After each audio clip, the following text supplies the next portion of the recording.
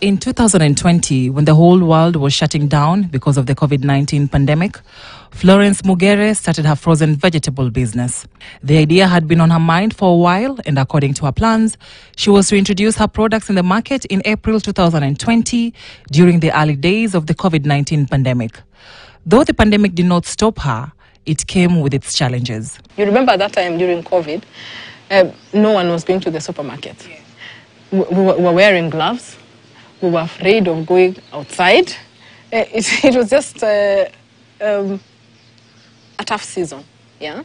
So you can imagine now you have a new product in the stores that no one knows about and all that. Florence was working in civil construction in internal audit before deciding to venture into her frozen vegetable business. The business idea came after lamenting to her colleagues that all her vegetables get spoiled. So you can imagine it was early morning, late nights, and it was just too chaotic, just like many other ladies in this country and many women who live in the urban areas. So, of course, while I was working in that busy office, it is just too demanding and stuff like that. So, of course, I didn't have time to make vegetables, you know. The vegetables would come to my house. Thank God for my husband. He used to get a whole gunia of vegetables on Saturday. Bring it, leave it in the kitchen floor. By Sunday, my nanny is not there. She's gone for her off day. So I'll just look at those vegetables on Sunday, and I have young kids. Monday, when now she's coming back, the vegetables are bad. We can't do anything about it.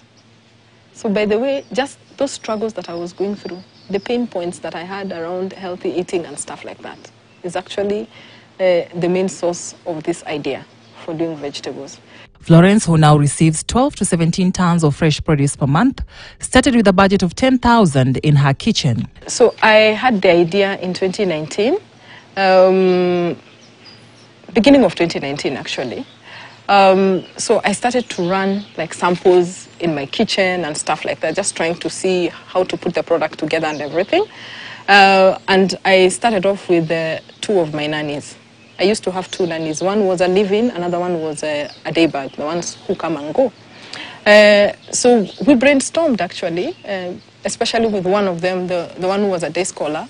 So we will just think of food that we can manufacture, that one is easy to manufacture. We started off with easy because, of course, we didn't have capital to set up a whole expansive and also a big plant. So we were looking at a product that we can be able to produce using the same equipment that we had in the kitchen. She settled on the vegetables after brainstorming with her nannies because it will be easy to get vegetables from the area she lives in. Her main challenge was access to capital. You know, being a small business in Kenya, the banking sector is really hostile to us people. They look at you like a criminal, you know. You walk into the bank, you're trying your level best. You don't go to the bank to ask for money if you have money, you know. So, of course, the banking sector will go like, they want you, first of all, to prove that you have the ability to pay the money, to repay the money, but you don't have. That's why you've gone to the bank to get the money. So it is so hard for SMEs to access funding in Kenya from banks. She has, however, partnered with farmers in different parts of the country.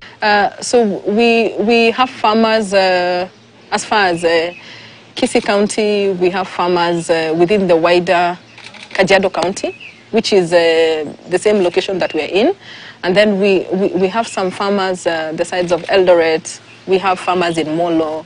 We also have farmers within Kiambu County who supply our vegetables. So we work with small-scale farmers, and we have a bias towards youth-led and women-led farms because, you know, we just want to uplift the people who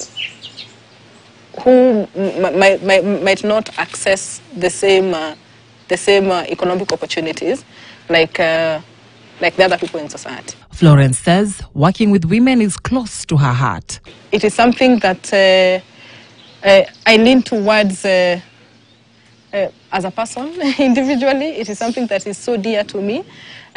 So I just feel like I need to support these ladies, because most likely they will not have anything else to do other than whatever that they're doing over here. So it fulfills my heart when I see them coming, and now we're even more. When we started out, it was just my 2 nannies and myself.